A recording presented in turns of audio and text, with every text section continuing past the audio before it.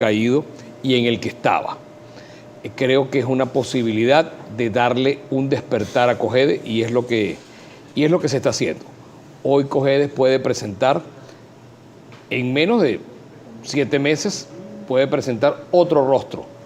Tanto las alcaldías, tanto las 7 alcaldías donde está la oposición, como en la gobernación, como en el Consejo Legislativo, porque yo creo que la labor que lleva adelante Jackson Páez desde el Consejo Legislativo ayuda a que la gobernación pueda seguir adelante. Y yo creo que San Carlos sencillamente es la gran capital del llano hoy allí con Mireles al frente. Y usted que tiene una relación cercana con el alcalde de San Carlos y con el gobernador, ¿cómo está el tema de las competencias? Veíamos unas denuncias en redes sociales también, donde algunas empresas que dependían de la gobernación habían sido eliminadas o algo así. ¿Ese tema se resolvió? ¿Cómo está en ese momento? Está en camino. Siempre el tema de los recursos es lo más difícil, porque ese centralismo que tiene Caracas con las regiones es lo que hace daño. Bueno, pero para eso Alberto Galíndez periódicamente está viniendo a Caracas para hablar en los ministerios, en los institutos, para el tema del agua, para el tema de la luz, para el tema de las competencias. Y yo aspiro que más pronto que tarde podamos recuperar la competencia del peaje, que yo creo que ese peaje Taguanes tiene que regresar a la gobernación porque es el hecho natural. Ojalá que el Ejecutivo lo entienda y es mi gran llamado a que el Ejecutivo entienda que las competencias tienen que ser regionales, que tenemos que entender que los estados son de las gobernaciones, de los que viven en las regiones y no desde Caracas. Es muy difícil monitorear la situación de un peaje, del agua, del acueducto, del alumbrado desde Caracas. Yo creo que eso hay que hacerlo justamente, que cada estado tenga y asuma las competencias, que además la Constitución así bien lo señala, porque Venezuela es un estado descentralizado, además, no centralizado. Decía, el que gane que gobierne. Lo dijo el que gane que gobierne, el claro. Presidente lo dijo. Yo tuve la oportunidad de ir a esa audiencia y el presidente dijo: usted ganó, Alberto Galíndez, pues vaya a gobernar. Así lo dijo. Sí, recuerdo. Usted ganó, vaya a gobernar. Bueno, presidente, permita que justamente podamos tener el ejercicio de las funciones. Bueno, ya habiendo revisado Cojedes, vamos a ir entrando un poco en el panorama nacional. Tiene que ver un poco también con la frontera de Colombia y Venezuela, diputado, que es prácticamente inminente, considerando el triunfo de Petro en Colombia, que puede venir a partir de allí, también tomando en cuenta que la frontera entre Venezuela y Colombia es una de las más vivas, de las más dinámicas. La segunda después de Estados Unidos y México. México. América Latina tiene una gran importancia histórica. ¿Qué decir? Yo creo que en la medida en que nosotros, tanto Colombia y Venezuela, podamos entender que esa frontera tan viva necesita estar abierta. Ojalá que Duque le pudiera dejar el regalo a Colombia y a Venezuela de antes de irse, antes que llegue Petro la semana que viene, abrir esa frontera. Esa es una frontera que lo que ha hecho, estando cerrada, es generar ilícitos, avivar la trocha, aumentar los productos.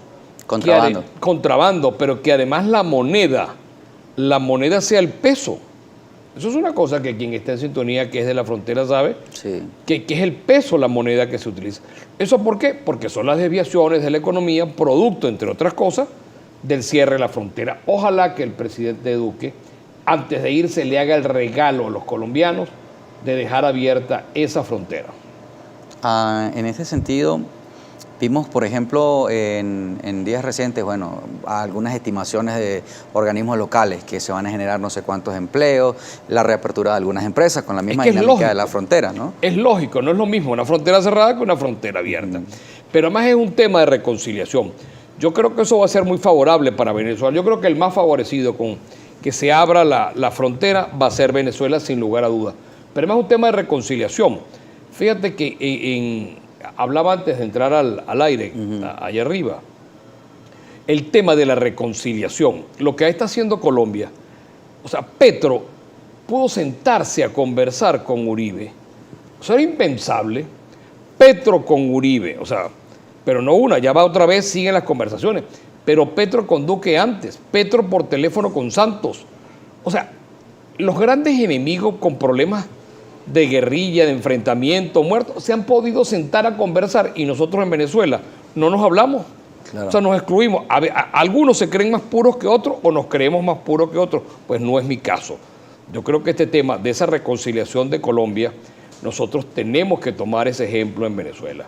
Una deuda, ¿no?, con el pueblo venezolano. Pero es que tenemos esa deuda. ¿Cómo es posible que nos peleemos y uno decimos que somos más puros que otros cuando los números te dicen que somos muy pocos? Los procesos internos de los partidos, si tú los sumas todos, no llegan a 500.000, no llegan a 300.000. Entonces algo debe haber allí que tenemos que revisar. El diario El Universal en su versión semanal dice precisamente en uno de sus titulares: oposición mantiene búsqueda para elegir candidato presidencial unitario. Yo ando lo en que eso. sabe el país. Pero vamos a ir a la pausa, diputado. Yo ando particularmente en eso. Bueno, me va a decir qué está haciendo usted en eso. Cuando regresemos, ¿usted se va a medir ahí, diputado? No está previsto. Yo pensé que usted era el 40, por eso dije casi. No, yo ando buscando en un tema de unidad. Yo ando montado, no puede haber candidatos sin unidad. Hábleme de eso, por favor. Es que somos tan poquitos organizadamente. O sea, los partidos, de acuerdo a sus procesos internos, el que más tiene es Acción Democrática, que señala, de acuerdo a sus números, que fueron 200 y tantos mil votos. Primero Justicia habla de 100.000 votos. Si tú sumas esos dos procesos, da 300.000. Y los que no lo han hecho, o sea, debemos seguir separados. Mi pregunta es, ese elector que sufre, que todos los días tiene un problema, ¿de verdad que nos quiere ver pensando quién es más puro que el otro? Que nosotros tenemos que encerrarnos a hacer un conciliablo para yo tener mi candidato, tú tienes el tuyo, después salimos con 5 candidatos, porque es que resulta ser que es que yo soy más puro y yo no me hablo contigo. Vuelvo a poner el ejemplo de Petro y Uribe. Resulta ser que lo de Petro y Uribe es una bagatela en relación con la oposición en Venezuela. La oposición en Venezuela no se habla. Todos los sectores se conversan con el gobierno, todos. Conversan con el gobierno porque eso es lógico. Yo particularmente converso en la asamblea. Aunque algunos hacen parecer como que no, se conversan de noche. Se hacen como los locos, ¿no? Se conversan y tú los ves y todo ese tipo de cosas. Bueno, resulta ser que es que no nos podemos hablar entre sí. ¿Por qué? O sea, ¿por qué? O sea, yo quiero que me diga por qué no nos podemos entender y no entendemos que si no es junto, el gobierno se sigue frotando las manos, que un gobierno que no tiene voto necesita que nosotros sigamos divididos. Ya primero nos metieron por la estafa de no votar. No vote que eso convalida a Maduro. Maduro no convalidaba nada, pero Maduro lo que necesitaba era que tú no votaras. Bueno, lo logramos, no se votó, tenemos una fracción parlamentaria del 7%. ¿Cómo es posible que con el 20% del electorado el gobierno tenga el 93%? ¿Culpa de qué? De no votar, porque se llamó a no votar. Por eso yo sigo en mi campaña, que hay que votar, aquí no hay otra cosa que no sea votar. Ya se exploró que si había una estafa que no era nada, y no fue nada, sino sencillamente nos metió en un barranco de fracaso, que nos iba a invadir Trump, que iba a haber un golpe de Estado. Todos esos caminos fracasaron, señores, y yo en esa no me anoto. Yo lo único que tengo es la posibilidad del voz y del voto. Entonces eso es lo único en lo que yo ando. ¿En qué ando? Ando en ver cómo nos entendemos, los que no nos hablamos, los que pensamos distintos. Yo estoy dispuesto a sentarme en la mesa con cualquiera. Ahora, diputado, me dijeron por ahí hace un par de meses, bueno, pero es que todavía es muy temprano, ¿por qué nos estamos metiendo en esto? Es verdad. Pero ya va, pero se va el tiempo volando también. El tiempo se va volando, pero es que la reconciliación, ¿por qué tiene que ser media hora antes del proceso electoral? O sea, yo creo que tiene que ser sin prisa, pero sin pausa. Lo que no puede haber es una pausa, y lo que no puede haber es que nosotros nos exhibamos todos los días ofendiendo uno al otro. De mi boca jamás usted oirá una voz para ofender a alguien, aunque piense distinto a mí, aunque me haya agredido, aunque sea lo que sea, yo lo necesito, porque la única forma de salir del gobierno de Maduro es por la vía electoral. ¿Y qué vamos a hacer con 39 candidatos? Unas primarias. Si alguien tiene algo mejor que eso, que me lo diga, menos una primaria. Una primaria que las lleve el CNE. Ahora, si quieren que las hagan, por ahí escuchaba yo notables, será de notorios, porque ¿por qué si el CNE es el que va a llevar el proceso? Alguien me decía, es que yo no confío en el CNE. ¿Y cómo que no confía? Y cuando llegue el proceso presidencial, ¿usted va a tener su propio CNE? Pues eso es seguir llamando a la estafa, seguir llamando al engaño. Y eso es lo que nos ha hecho daño y ha favorecido al gobierno. Diputado, también sabemos que el diálogo ha formado parte de todo este proceso para llegar a ciertos acuerdos. Hay alcance, pequeños o unos más grandes, pero que se han alcanzado a partir de las conversaciones. Y es uno de los temas, retomar México, que sí, que si no. ¿Cómo va el proceso de diálogo? Usted que ha estado también muy de cerca en estas conversaciones. Yo no entiendo para qué es México, no lo entiendo. Yo no entiendo para qué es México. La guerrilla colombiana iba a Cuba a hablar con el gobierno colombiano, porque en Colombia no podían estar, porque se enfrentaban, porque podían ir presos, se podían matar entre sí. ¿Y cuál es el problema entre los venezolanos aquí? O sea, ¿a quién le duele más Venezuela? A los noruegos le duelen más los problemas que a nosotros. Es que nosotros no somos capaces de sentarnos a hablar en San Carlos de Cogede, a hablar en Por la Mar, a hablar en Tinaquillo, a hablar en Pampatar, a hablar en Ceboruco. O sea, no podemos hablar en Puerto Ordaz. ¿Por qué tenemos que ir lejos para hablar los venezolanos de los problemas de los venezolanos? Es que necesitamos, cuando tú ves que los sectores que conversan en el llamado México-Noruega, se conversan en Caracas y después tienen que ir a conversar allá ¿para qué? Y una pregunta, ¿y quién es el dueño de la oposición? De la oposición no le pertenece a nadie, todos somos necesarios. El día que no entendamos que todos somos necesarios, ese día el gobierno sigue avanzando sin tener votos. Hay comentarios de la audiencia que comienzan a llegar a esta hora. Voy a leer, por ejemplo, el de Ramón Ramos, que dice, ¿qué opinión le merece a usted? Exacto, el líder. Que Juan Guaidó ande recorriendo el país y la población en forma multitudinaria salga a recibirlo, como sucedió en Barinas. ¿Cree usted que Guaidó será el candidato de la oposición por primarias? Y le sumo quizá lo que pasó en Cojedes, casualmente, con Guaidó. Yo lo que le digo es, yo no puedo ni calificar ni descalificar a nadie. Yo no puedo promover ninguna candidatura, ni quiero rechazar ninguna. Todo aquel que quiera ser candidato, que se sume a unas primarias, que se cuente. El que tiene que decidir es el ciudadano. No pueden decidir 30 personas en un salón. Eso es lo que no debe ser. Más comentarios, Oliver Divisa, buenos días, por favor. Ya sabe que los más de 4 millones de votos y si le sumamos más de 20 candidatos opositores, este 2024 ganará de nuevo Maduro. ¿Cómo discrepa esta verdad? Dice. Con las primarias, ese señor tiene, Bolívar tiene razón, usted tiene razón.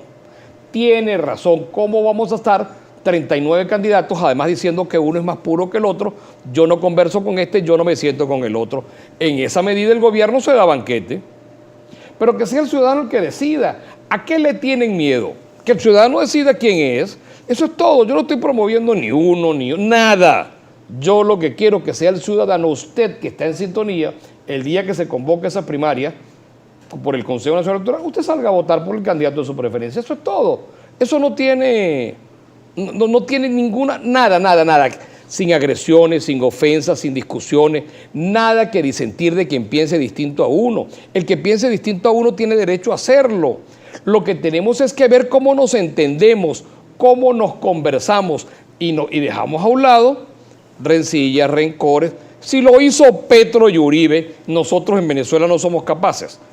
Más comentarios, el margariteño dice, buenos días, creo que el señor Correa es el vocero autorizado que tiene el gobierno para la oposición. Creo que con ese llamado al odio contra otros opositores le hace daño a la democracia. Creo que usted es una estafa para Venezuela, le dice. Al revés, lo que no estoy diciendo es que no tengamos odio, que no tengamos ningún tipo de enfrentamiento. Si eso es lo que tengo rato diciendo, no nos enfrentemos, no discutamos por pensar distinto y busquemos una manera de tener un solo candidato en unas primarias donde todos podamos participar, donde todos los venezolanos podamos acudir. Pensemos como pensemos. Buenos días a su invitado, dice Náufrago 27. ¿Usted cree que los venezolanos en verdad confíen en la oposición que está actualmente en el gobierno? Ya que no se sabe quién es opositor o oficialista, porque todos tienen rabo de paja con esto de los señalamientos del como dice, el zoológico que se creó a partir de las divisiones, ¿no? Sí, eso es cierto. Eso es lo que le ha hecho daño al país y ha favorecido al gobierno. O sea, ¿cómo se colabora más? ¿Cómo se...? No votes en un momento y después luego le dices que sí vote, luego le dices que no vote, luego le dices que sí vote. ¿Cuándo? O sea, ¿por qué no nos ponemos de acuerdo? O sea, ¿por qué no fuimos a votar? ¿Y por qué a los 6 meses sí votamos? Diputado, también sabemos que usted forma parte del Comité de Postulaciones Judiciales y que están llevando adelante el proceso de selección del defensor, del defensor público nacional. Cuéntenos, por favor, acerca de este proceso, cómo avanza. Sabemos que han estado recibiendo también los perfiles. Es una figura jurídica, un órgano auxiliar de justicia muy importante. A partir de hoy comenzarán a revisarse los currículos para las entrevistas.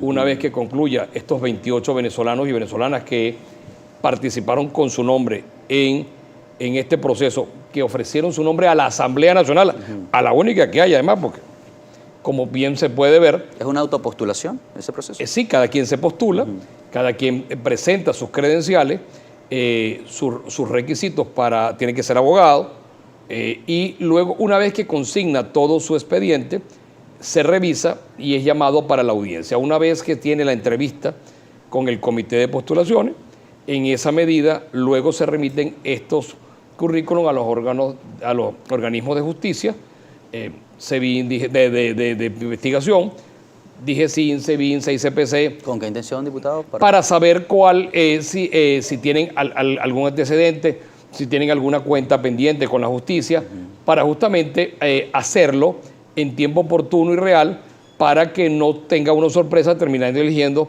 a alguien limpio, que tenga alguna cuenta pendiente, alguna mácula por resolver. ¿Cuánto tiempo puede durar este proceso y cuándo el Yo país aspiro que conocería? antes que llegue el receso parlamentario, el 15 de agosto, ya nosotros podamos presentar esta figura. Y que una vez de regreso de las vacaciones, del receso parlamentario, del receso parlamentario... Bueno, vacaciones le dicen algunos, No, le dicen vacaciones, pero es un receso parlamentario que está previsto en la Constitución.